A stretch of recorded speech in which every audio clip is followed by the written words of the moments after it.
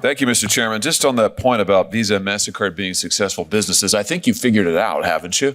I mean, what's your profit margin, Ms. Kirkpatrick? It's circa 50%. Mr. Sheedy? Slightly higher. It's higher than 50% profit margin? Slightly higher than MasterCard, yes. Yeah, that's incredible. 50% profit margin. I mean, that's absolutely unbelievable. What's the answer to the Walmart question, by the way, that Senator Welch posed to you? What's Walmart's interchange fee that you negotiate with them? I don't have it with me today. You don't have any idea whatsoever? Is it higher or lower than 2.5%?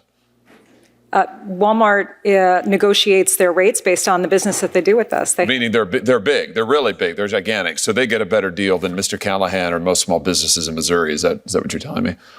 Yeah, Senator, we have volume discounts that we offer to some merchants. I suspect Walmart is one of them. And I don't believe that it's commercially unreasonable to get an arrangement where, in exchange for more volume, a merchant can qualify for lower rates? Well, I'm sure it's not commercially unreasonable for Walmart, or certainly it's in their financial interest and in yours, but I doubt it's in Mr. Callahan's financial interest. And my question to you, Mr. Callahan, is when you've got Walmart and other major competitors getting charged much less than you are, why in the world would you stick with these guys? I mean, why is it that small businesses continue to use Visa and MasterCard when you're getting charged so much more?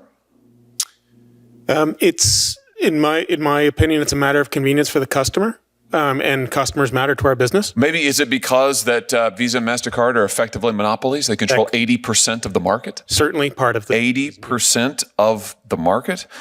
I'm just having a hard time understanding, Mr. Sheedy and Ms. Kirkpatrick, you have a business model, you're making over 50% profit margin. You are able to give the shaft to small businesses.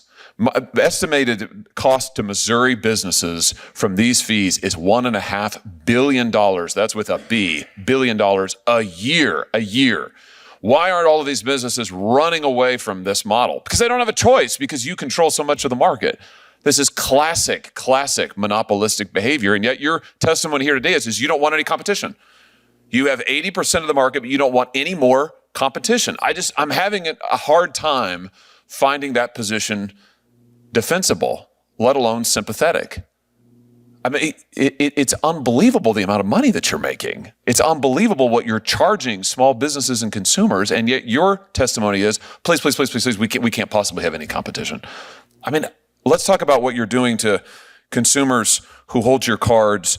Last year, as I understand it, there were 726 million Visa and MasterCard credit cards issued in the United States. That's about 2 for every 1 person in the United States of America. Do either of you know how much debt is owed on your networks, Ms. Kirkpatrick?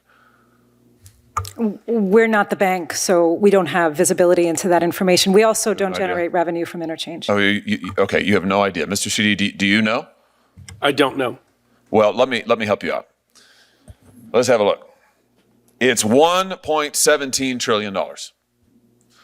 $1.17 trillion is what consumers now owe on your credit card networks. Do either of you know what the average interest rate is on your networks? Ms. Kirkpatrick?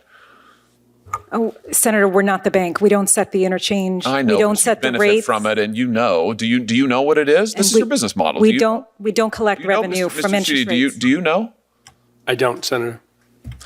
I mean, do either of you read the newspaper? Forbes magazine just estimated last week that the average credit card APR in your networks is 28.75%. Average. 29%, let's call it. 29%. It's nearly doubled in the last 4 years. That is astounding, absolutely astounding. And you just testified a second ago that you've got more than 50% profit margin, and yet your testimony here today is you can't possibly survive if there's any competition. How can that be true? How can that be true? You've got debt like we've never seen before in American history. Your profit margins are as higher than they've ever been. You have 80% of the relevant market in the credit card interchange fees that we're talking about, and yet you couldn't survive if there's any competition? What am I missing?